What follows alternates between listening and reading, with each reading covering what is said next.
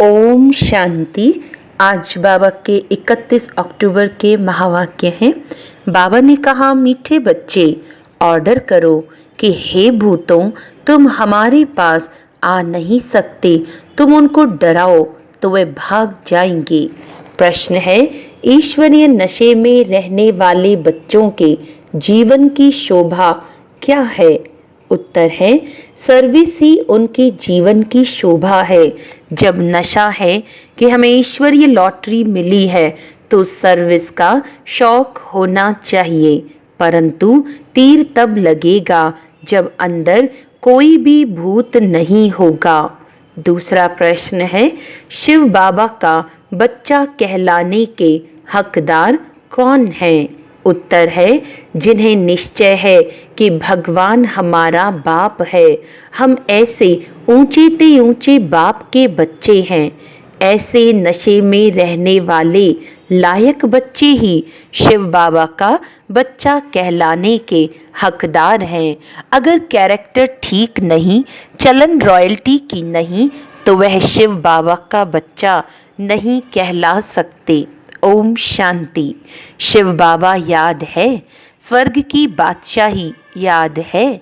यहाँ जब बैठते हो तो दिमाग में आना चाहिए, हम बेहद के बाप के बच्चे हैं और नित्य बाप को याद करते हैं। याद करने बिगर हम वर्षा ले नहीं सकते। काहे का वर्षा? पवित्रता का। तो उसके लिए ऐसा पुरुषार्थ करना चाहिए। कभी भी कोई विकार की बात हमारे आगे आ नहीं सकती। सिर्फ विकार की भी बात नहीं, एक भूत नहीं, परंतु कोई भी भूत आ नहीं सकता। ऐसा शुद्ध अहंकार रहना चाहिए। बहुत ऊंचते ऊंच भगवान के हम बच्चे भी ऊंचते ऊंच ठहरे ना। बातचीत चलन कैसी रॉयल होनी चाहिए। बाप चलन से समझते हैं, यह तो बिल्कुल ही वर्थ नॉट ए पैनी है। मेरा बच्चा कहलाने का भी हकदार नहीं।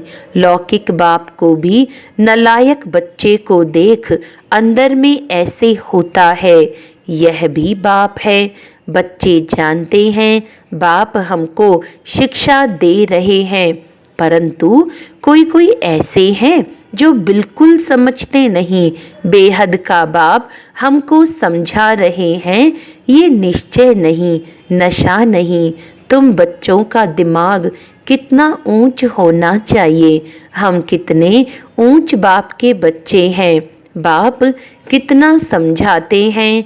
अंदर में सोचो, हम कितने ऊंचते ऊंच बाप के बच्चे हैं। हमारा कैरेक्टर कितना ऊंच होना चाहिए। जो इन देवी देवताओं की महिमा है वह हमारी होनी चाहिए। प्रजा की थोड़ी ही महिमा है, एक लक्ष्मी नारायण को ही दिखाया है, तो बच्चों को कितना अच्छी सर्विस करनी चाहिए। इन लक्ष्मी नारायण दोनों ने ये सर्विस की है ना। दिमाग कितना ऊंचा चाहिए। कई बच्चों में तो कोई फर्क ही नहीं, माया से हार खा लेते हैं तो और ही जास्ती बिगड़ जाते हैं। नहीं तो अंदर में कितना नशा रहना चाहिए। हम बेहद के बाप के बच्चे हैं। बाप कहते हैं, सबको मेरा परिचय देते रहो, सर्विस से ही शोभा पाएंगे, तब ही बाप की दिल पर चढ़ेंगे। बच्चा वह जो बाप की दिल पर चढ़ा हुआ हो। बाप का बच्चों पर कितना लव होता है। बच्चों को सिर पर चढ़ाते हैं, इतना मोह होता है, परंतु वह तो है हद का मायावी मोह, यह तो है बेहद का। ऐसा कोई बाप होगा जो बच्चों को देख खुश ना हो। माँ बाप को तो अथाह खुशी होती है। यहाँ जब बैठते हो तो समझना चाहिए, बाबा हमको पढ़ाते हैं। बाबा हमारा ओबीडियंट टीचर है। बेहद के बाप ने जरूर कोई सर्विस की होगी, तब तो गायन है ना। कितनी वंडरफुल बात है कितनी उनकी महिमा की जाती है। यहाँ बैठे हो तो बुद्धि में नशा रहना चाहिए। सन्यासी तो हैं ही निवृत्ति मार्ग वाले, उन्हों का धर्म ही अलग है। यह भी अब बाप समझाते हैं। तुम थोड़े ही जानते थे सन्यास मार्ग को। तुम तो गृहस्थ आश्रम में रहते भक्ति आदि करते थे। तुमको फिर ज्ञान मिलता है, उनको तो ज्ञान मिलने का है नहीं। तुम कितना ऊंच पढ़ते हो और बैठे कितने साधारण हो नीचे। दिलवाड़ा मंदिर में भी तुम नीचे तपस्या में बैठे हो, ऊपर में वैकुंठ खड़ा है। ऊपर वैकुंठ को देख मनुष्य समझते हैं स्वर्ग ऊपर ही होता है। तो तुम बच्चों के अंदर में ये सब बातें आनी चाहिए कि ये स्कूल है, हम पढ़ रहे हैं। कहाँ चक्र लगाने जाते हैं तो भी बुद्धि में ये ख्यालात चले तो बहुत मज़ा आएगा। बेहद के बाप को तो दुनिया में कोई नहीं जानते। बाप के बच्चे बनकर और बाप की बायोग्राफी को न जाने, ऐसा भुट्टू कभी देखा? न जानने के कारण कह देते वह सर्वव्यापी है। भगवान को ही कह देते आपे ही पूज्य, आपे ही पुजारी।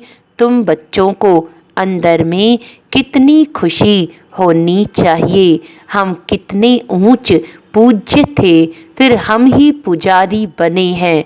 जो शिव बाबा तुमको इतना ऊंच बनाते हैं, फिर ड्रामा अनुसार तुम ही उनकी पूजा शुरू करते हो। इन बातों को दुनिया थोड़े ही जानती है कि भक्ति कब शुरू होती है। बाप तुम बच्चों को रोज रोज समझाते रहते हैं। यहाँ बैठे हो तो अंदर में खुशी होनी चाहिए ना। हमको कौन पढ़ाते हैं? भगवान आकर पढ़ाते हैं। ये तो कभी सुना भी नहीं होगा। वह तो समझते हैं गीता का भगवान श्री कृष्ण है, तो श्री कृष्ण ही पढ़ाता होगा। अच्छा, श्री कृष्ण भी समझो तो भी कितनी ऊंच अवस्था होनी चाहिए। एक किताब भी है मनुष्य मत और ईश्वरीय मत का। देवताओं को तो मत लेने की दरकार ही नहीं है। मनुष्य चाहते हैं ईश्वर की मत। देवताओं को तो मत अगले जन्म में मिली थी, जिससे ऊंच पद पाया। अभी तुम बच्चों को श्रीमत मिल रही है श्रेष्ठ बनने के लिए। ईश्वरीय मत और मनुष्य मत में कितना फर्क है। मनुष्य मत क्या कहती है, ईश्वरीय मत क्या कहती है, तो जरूर ईश्वरीय मत पर चलना पड़े। कोई से मिलने जाते हैं तो भी ले नहीं जाते, याद नहीं रहता किसको क्या सौगात देनी चाहिए। ये मनुष्य मत और ईश्वरीय मत का कॉन्ट्रास्ट बहुत जरूरी है। तुम मनुष्य थे तो आसुरी मत थी और अभी ईश्वरीय मत मिलती है। उनमें कितना फर्क है। ये शास्त्र आदि सब मनुष्यों के ही बनाए हुए हैं। बाप कोई शास्त्र पढ़कर आते हैं क्या? बाप कहते हैं मैं कोई बाप का बच्चा हूँ क्या? मैं कोई गुरु का शिष्य हूँ क्या जिससे सीखा हूँ? तो यह भी सब बातें समझानी चाहिए। भले ये जानते हैं कि बंदर बुद्धि हैं, परंतु मंदिर लायक बनने वाले भी हैं ना। ऐसे बहुत मनुष्य मत पर चलते हैं। फिर तुम सुनाते हो कि हम ईश्वरीय मत पर क्या बनते हैं। वह हमको पढ़ाते हैं। भगवानुवाच हम उनसे पढ़ने जाते हैं। हम रोज 1 घंटा पौना घंटा जाते हैं। क्लास में जास्ती टाइम भी लेना नहीं चाहिए। याद की यात्रा तो चलते फिरते हो सकती है। ज्ञान और योग दोनों ही बहुत सहज है। अलफ का है ही एक अक्षर। भक्ति मार्ग के तो ढेर शास्त्र हैं। इकट्ठा करो तो सारा घर शास्त्रों से भर जाए। कितना इन पर खर्चा हुआ होगा। अब बाप तो बहुत सहज बताते हैं, सिर्फ बाप को याद करो तो बाप का वर्षा है ही स्वर्ग की बादशाही। तुम विश्व के मालिक थे ना, भारत हेवन था ना, क्या तुम भूल गए हो? यह भी ड्रामा की भावी कहा जाता है। अब बाप आया हुआ है, हर 5000 वर्ष बाद आते हैं पढ़ाने। बेहद के बाप का वर्षा जरूर स्वर्ग नई दुनिया का होगा ना। ये तो बिल्कुल सिंपल बात है। लाखों वर्ष कह देने से बुद्धि को जैसे ताला लग गया है, ताला खुलता ही नहीं। ऐसा ताला लगा हुआ है जो इतनी सहज बात भी समझते नहीं है। बाप समझाते हैं एक ही बात बस है, जास्ती कुछ भी पढ़ाना नहीं चाहिए। यहाँ तुम 1 सेकंड में किसको भी स्वर्गवासी बना सकते हो, परंतु ये स्कूल है, इसीलिए तुम्हारी पढ़ाई चलती रहती है। ज्ञान सागर बाप तुम्हें ज्ञान तो इतना सहज इतना देते हैं, जो सागर को स्याही बनाओ, सारा जंगल कलम बनाओ तो भी अंत नहीं हो सकता। ज्ञान को धारण करते कितना समय हुआ है, भक्ति को तो आधा कल्प हुआ है। ज्ञान तो तुमको एक ही जन्म में मिलता है। बाप तुमको पढ़ा रहे हैं नई दुनिया के लिए। उस जिस्मानी स्कूल में तो तुम कितना समय पढ़ते हो? 5 वर्ष से लेकर 20-22 वर्ष तक पढ़ते रहते हो। कमाई थोड़ी और खर्चा बहुत करेंगे तो घाटा पड़ जाएगा ना। बाप कितना सॉल्वेंट बनाते हैं, फिर इंसॉल्वेंट बन जाते हैं। अभी भारत का हाल देखो क्या है। फलक से समझाना चाहिए, माताओं को खड़ा होना चाहिए। तुम्हारा ही गायन है वंदे मातरम। धरती को वंदे मातरम नहीं कहा जाता है, वंदे मातरम मनुष्य को किया जाता है। बच्चे जो बंधन मुक्त हैं वही ये सर्विस करते हैं। वह भी जैसे कल्प पहले बंधन मुक्त हुए थे वैसे होते रहते हैं। अबलाओं पर कितने अत्याचार होते हैं, जानते हैं। हमको बाप मिला है तो समझते हैं बस अब तो बाप की सर्विस करनी है। बंधन है ऐसे कहने वाले रिड बकरियां हैं। गवर्नमेंट कभी कह न सके कि तुम ईश्वरीय सर्विस ना करो। बात करने की हिम्मत चाहिए ना। जिसमें ज्ञान है वह तो इतने में सहज बंधन मुक्त हो सकते हैं। जज को भी समझा सकते हो। हम रूहानी सेवा करना चाहते हैं, रूहानी बाप हमको पढ़ा रहे हैं। क्रिश्चियन लोग फिर भी कहते हैं लिबरेट करो, गाइड बनो भारतवासियों से, फिर भी उन्हों को समझ अच्छी है। तुम बच्चों में जो अच्छे समझदार हैं उनको सर्विस का बहुत शौक रहता है। समझते हैं ईश्वरी सर्विस से बहुत लॉटरी मिलनी है। कई तो लॉटरी आदि को समझते ही नहीं, वहाँ भी जाकर दास दासियाँ बनेंगे। दिल में समझते हैं अच्छा दासी ही सही, चंडाल ही सही, स्वर्ग में तो होंगे ना। उन्हों की चलन भी ऐसी देखने में आती है। तुम समझते हो बेहद का बाप हमको समझा रहे हैं, ये दादा भी समझाते हैं। बाप इन द्वारा बच्चों को पढ़ा रहे हैं। कोई तो इतना भी समझते नहीं, यहाँ से बाहर निकले खलास, यहाँ पर बैठे भी जैसे कुछ समझते नहीं। बुद्धि बाहर भटकती धक्का खाती रहती है, एक भी भूत निकलता नहीं है। पढ़ाने वाला कौन और बनते क्या हैं? साहूकारों के भी दास दासियां बनेंगे ना। अभी भी साहूकारों के पास कितने नौकर चाकर रहते हैं। सर्विस पर तो एकदम उड़ना चाहिए। तुम बच्चे शांति स्थापन अर्थ निमित्त बने हो, विश्व में सुख शांति स्थापन कर रहे हो। प्रैक्टिकल में तुम जानते हो हम श्रीमत पर स्थापन कर रहे हैं। इसमें अशांति कोई होनी नहीं चाहिए। बाबा ने यहाँ भी बहुत ऐसे अच्छे अच्छे घर देखे हुए हैं। एक घर में 6-7 बहुएं इकट्ठी इतना प्यार से रहती हैं, बिल्कुल शांति लगी रहती है। बोलते थे हमारे पास तो स्वर्ग लगा पड़ा है, कोई खिटखिट की बात नहीं, अब सब आज्ञाकारी हैं। उस समय बाबा को भी सन्यासी ख्यालात थे, दुनिया से वैराग्य रहता था। अभी तो ये है बेहद का वैराग्य, कुछ भी याद न रहे। बाबा तो नाम सब भूल जाते हैं। बच्चे कहते हैं बाबा आप हमको याद करते हैं। बाबा कहते हमको तो सबको भूलना है, न विसरो न याद रहो। बेहद का वैराग्य है ना, सबको भूलना है। हम यहाँ के रहने वाले थोड़े ही हैं। बाप आया हुआ है अपना स्वर्ग का वर्षा देने। बेहद का बाप कहते हैं मुझे याद करो तो तुम विश्व के मालिक बन जाएंगे।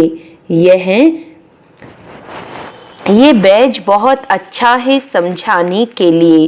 कोई मांगे तो बोलो समझ कर लो। इस बैज को समझने से तुमको विश्व की बादशाही मिल सकती है। शिव बाबा इस ब्रह्मा द्वारा डायरेक्शन देते हैं, मुझे याद करो तो तुम यह बनेंगे। गीता वाले जो है वे अच्छी रीति समझ लेंगे। जो देवता धर्म के होंगे कोई प्रश्न पूछते हैं देवताएं गिरते क्यों हैं? अरे ये चक्र फिरता रहता है, पुनर्जन्म लेते लेते नीचे तो उतरेंगे ना, चक्र तो फिरना ही है। हर एक की दिल में ये आता जरूर है, हम सर्विस क्यों नहीं कर सकते हैं? जरूर मेरे में कोई खामी है, माया के भूतों ने नाक से पकड़ा हुआ है। अब तुम बच्चे समझते हो हमको अब घर जाना है, फिर नई दुनिया में आकर राज्य करेंगे। तुम मुसाफिर हो ना, दूर देश से यहाँ आकर पार्ट बजाते हो। अभी तुम्हारी बुद्धि में है हमको अमरलोक जाना है, ये मृत्युलोक खलास हो जाना है। बाप समझाते तो बहुत है, अच्छी रीति धारण करना है, इसको फिर उगारते रहना चाहिए। यह भी बाप ने समझाया है। कर्म भोग की बीमारी उथल खाएगी, माया सताएगी, परंतु मूंझना नहीं चाहिए। थोड़ा कुछ होता है तो हैरान हो जाते हैं। बीमारी में मनुष्य और भी भगवान को जास्ती याद करते हैं। बंगाल में जब कोई बहुत बीमार होता है तो उनको कहते हैं राम बोलो राम बोलो। देखते हैं अब मरने पर है तो गंगा पर ले जाकर हरि बोल करते हैं। फिर उनको ले आकर जलाने की क्या दरकार है? गंगा में अंदर डाल दो ना, कच्छ मच्छादी का शिकार हो जाएगा, काम में आ जाएगा। पारसी लोग रख देते हैं तो वे हड्डियां भी काम में आती हैं। बाप कहते हैं तुम और सब बातें भूल मुझे याद करो। अच्छा, मीठे मीठे सिखिलदे बच्चों प्रति माता पिता बाप दादा का याद प्यार और गुड मॉर्निंग। रूहानी बाप की रूहानी बच्चों को नमस्ते। हम रूहानी बच्चों की रूहानी बाप दादा को याद प्यार गुड मॉर्निंग, नमस्ते नमस्ते नमस्ते जी।